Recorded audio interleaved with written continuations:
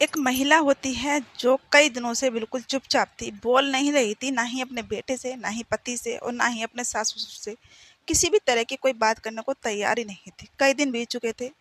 उसके पति एक दिन पूछने लगे कि 2 से 3 से 4 से 5 दिन हो चुके हैं, तुम चुप-चुप क्यों रह रही हो? मुझे बात पता नहीं चल रहा है, कुछ खुल के बताओ ना मुझे। इतनी बात जब उसके पति बोलते हैं, तो बोलने लगती है कि तुम मेरी बात का यकीन नहीं करोगे, मैं क्या बताऊँ तुम्हें? उसके पति बोलने लगा कि बताओ ना, मैं तभी तो यकीन करूँगा। जब इस तरीके से उसके पति ने बोला कि यकीन करूँगा, बताओ तो सही। बोलने लगी कि मैंने किसी बाबा से बात की थी, उन्होंने मुझसे बोला है, यानी कि तांत्रिक से, उन्होंने बोला है कि तुम्हारे घर में कुछ दिनों में कोई ना कुछ बाधा होने वाली है, कुछ बड़ी अनहोनी होने वाली है, तुम इस घर को छोड़ के कहीं दूर शिफ्ट हो जाओ। ये बात जब वो अपने पति से बोलती है, उसका पति जाता है, बोले मैं मम्मी-पापा से बात करूँगा। मम्मी-पापा से जब बात करने के लिए उसका पति जाता है, तो बोलने लगता है तुम टेंशन मत लो, मैं मम्मी-पापा से बात करूँगा और तुमको जवाब शाम तक दे दूँगा। जब ये बात अपने मम्मी-पापा से बोलता है जाके, दामिनी किसी बाबा के यहाँ गई थी तांत्रिक के, वहाँ पे उसने बताया है कि अपने घर में कुछ न कुछ बाबा के यहाँ गई थी तांत्रिक के, वहाँ पे उसने बताया है कि अपने घर में कुछ न कुछ बाधा आने वाली है, यानी कि कुछ न कुछ अनहोनी होने वाली है, किसी की मृत्यु हो सकती है, इसलिए हमें 4 साल के लिए कहीं बाहर रहना पड़ेगा। अब जहाँ बच्चों की खुशी होती है, वहाँ माँ-बाप को खुशी तो होती है। माँ-बाप कैसे मना कर सकते हैं कि बच्चे कहीं घूमने जाएँ या रहने जाएँ, जहाँ बच्चे खुश वहीं माँ-बाप खुश।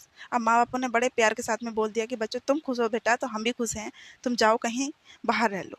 इतनी बात जब वो बोलते हैं, वो 2-4 दिन में सामान सब भरते हैं वहाँ से और जाके मेरठ के हस्तिनापुर में एक कॉलोनी होती है, उसमें जाके शिफ्ट हो जाते हैं। शिफ्ट होने के बाद में अभी कुछ ही दिन हुए थे।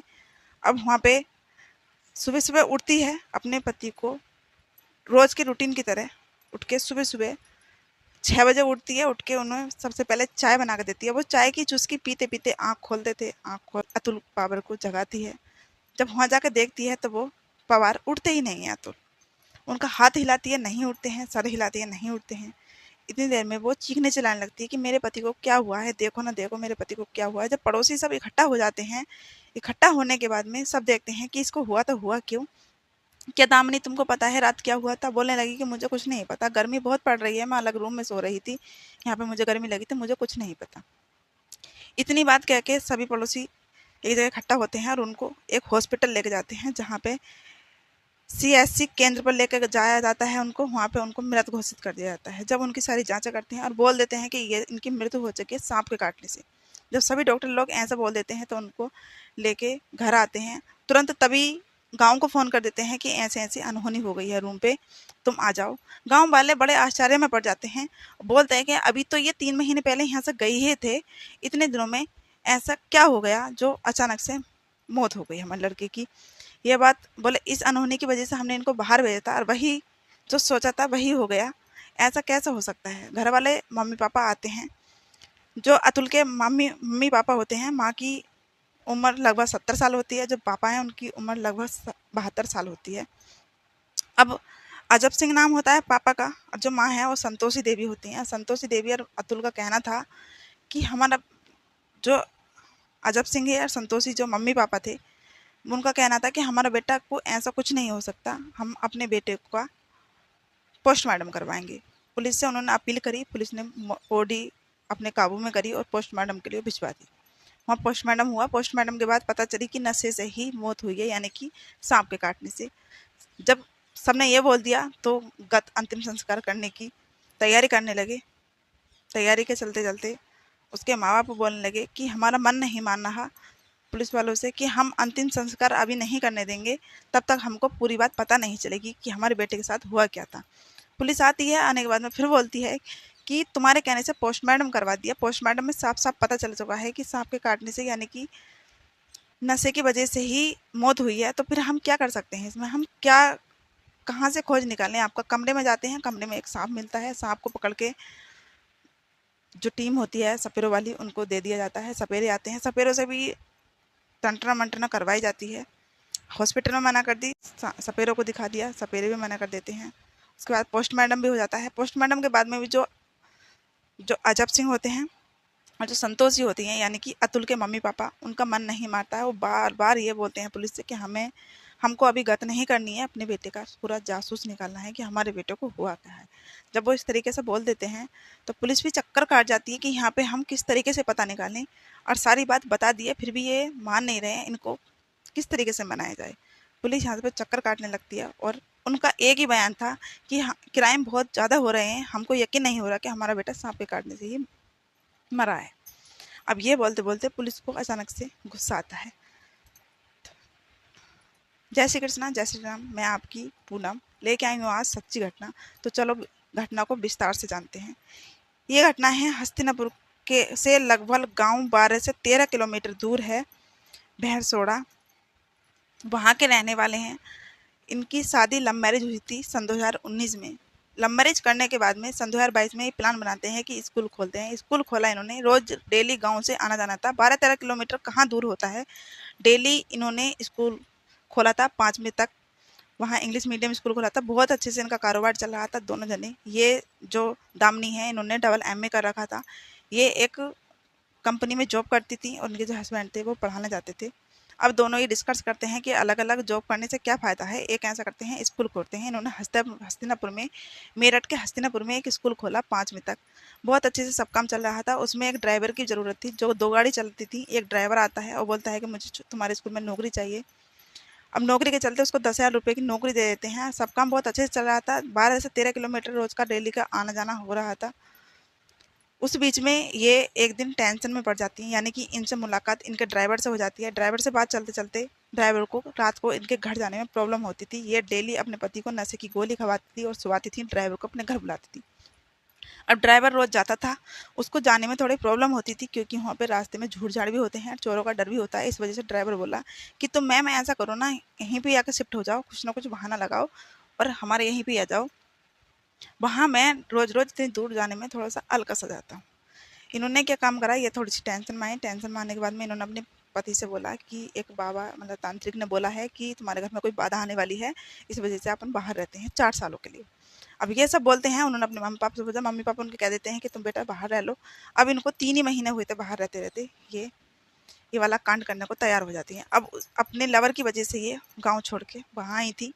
वहाँ आके इन्होंने अच्छे से मिलन हो रहा था। पूरे 3 महीने तक इन्होंने अपने पति को नशे की गोली दी और रोज रात को अपने रूम पे वो बुलाना शुरू कर दिया। रोज आता था, मिलता था। बस बात एक थी कि डर रहता था कि पति कहीं जग ना जाए, कहीं पति जग ना जाए। यही प्रॉब्लम थी बस, मतलब जग ना जाए। जगता नहीं था पर फिर भी इनको डर लगता रहता था। अब इन्होंने उसको अपने रास्ते से हटाने की कोशिश करनी शुरू कर दी। रिसर्च मारती रही। जितने भी क्राइम हुए हैं उन सब से हटके इन्होंने ये वाली बात सोची कि पहले नशे की गोली दी जाएंगी, उसके बाद एक जहरीला सांप मंगाया जाए और जहरीला सांप को बिस्तर में छोड़ देंगे और वो काट के इनकी मृत्यु हो जाएगी। अब जो इनका बॉयफ्रेंड था, ड्राइवर, इनके स्कूल में जो नौकरी करता था, उनसे इनके अवैध संबंध भी थे, प्यार भी था, सब कुछ उन्हीं के साथ था। अपने पति से ये नज़रें चुराने लगी थी। अब जो दामिनी है वो अपने प्रेमी से बोलती हैं कि एक सांप का इंतजाम किया जाए। वो एक सपेरे के पास जाता है, उनसे 5 लाख रुपए में बात करता है कि 5 लाख रुपए मिलेंगे आपको, एक जहरीला सांप दो जो काटते ही पानी ना मांगे। अब वो 5 लाख रुपए में सपेरों ने वही काम किया जो सांप पकड़ने वाले होते हैं। उन्होंने एक जहरीला सांप पकड़ के ला कर दिया, डिब्बे में बंद करके सांप ला के दिया। उसने दामिनी के रूम पे पहुंचाया। दामिनी ने रात को उसके बिस्तर में सांप छोड़ दिया। पहले उसे नींद की गोली दी 10-12 दूध में घोल के, उसके बाद में उसके बिस्तर में सांप छोड़ के बाहर से कुंडी लगा के और दूसरे कमरे में जाके सो गई। सांप ने उस पर 2 जगह वार किया, यानी कि 2 जगह उसे पेट पे काटा, करवट बदलते हुए। उसको नींद में पता तक नहीं चला उसने काटा। नशे नशे के चक्कर में ही वो बेहोशी में मर भी गया, उसका दम निकल गया। सुबह को उठती है, चाय बना के लेके जाती है सबको दिखाने के लिए कि मैंने चाय सच में रोज की तरह बनाई थी। चाय बना के लेके जाती है, बोलती है, ना उठते शोर मचाती है। सब पड़ोसी आ जाते हैं, गांव को फोन जाता है, गांव वाले आ जाते हैं, पोस्टमार्टम भी हो जाता है।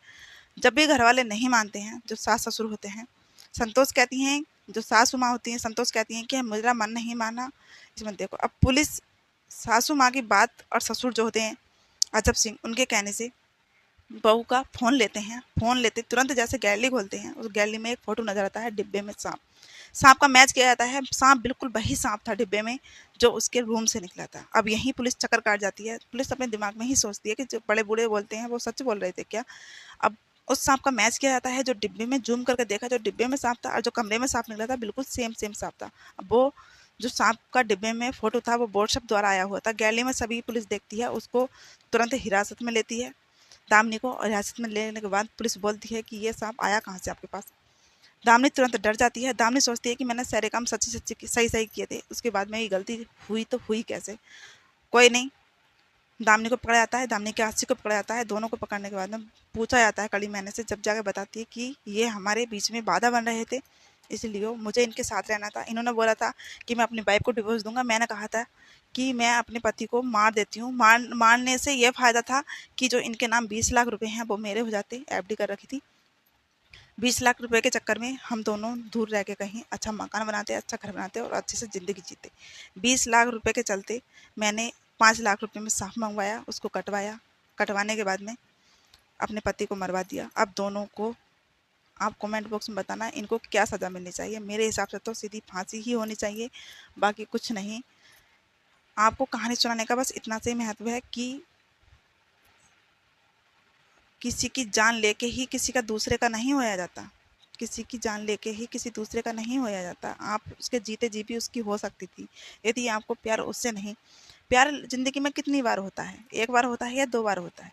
आपको उससे भी प्यार था जिससे लव मैरिज की थी, आपको उससे भी प्यार था जो ड्राइवर था। आने वाले टाइम में किसी तीसरे से प्यार होता, क्या उसको भी मरवा दिया होता? हाँ, एक बच्चे को अनाथ कर दिया, खुद घर से बेघर हो गई। बच्चा घर का रहा ना घाट का, माँ मिली ना बाप मिला, खुद तो मरेगी, जेल में फांसी होगी, और बाप उसका मार दिया। बच्चा बिल्कुल अनाथ कर दिया ना कर दिया। कम से कम सब कुछ सोचने से पहले ये तो सोच लिया करो कि जो हमारे कोख से जन्म लिया हुआ बच्चा है उसका आगे चल के क्या होने वाला है। क्या कभी उस बच्चे ने सोचा होगा कि मैं इतना बदनसीब होऊंगा जो मेरी माँ ना मेरा बाप मेरे साथ नहीं होगा। आप सब हम सब आवाज़ उठाएंगे तो इसको फांसी ज़रूर होगी। वीडियो को ज़्यादा से ज़्यादा शेयर करना, इसको फांसी होनी ही चाहिए। जय हिंद, जय भारत।